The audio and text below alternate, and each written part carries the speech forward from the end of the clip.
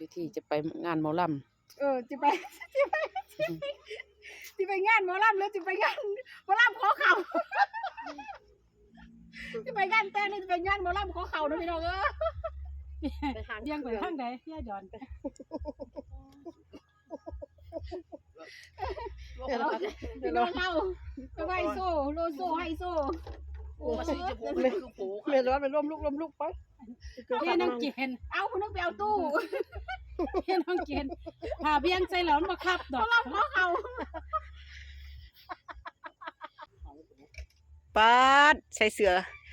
ขับหลาย กับไผไว้แม่ พออีแม่มัดผมกับบ่ได้บัดนี้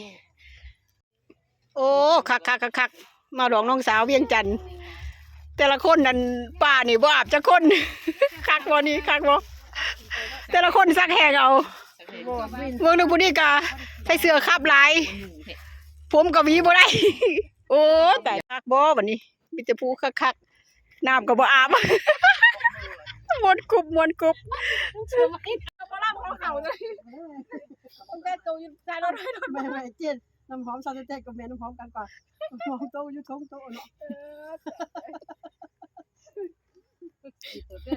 ำมาถามเซอร์เตรียมมาเซอร์วันนั้นมาปัก คอยจะไปท้องเจอ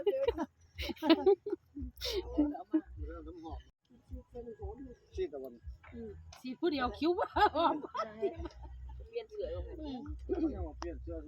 ปลาเห็ดนั่น ทุกคัดอันนี้กันแม่นึงมื้อนั้นจะมีเพิ่นคัดเฮอจะว่าตกรวยเฟะอยู่มื้องานร้องหลาย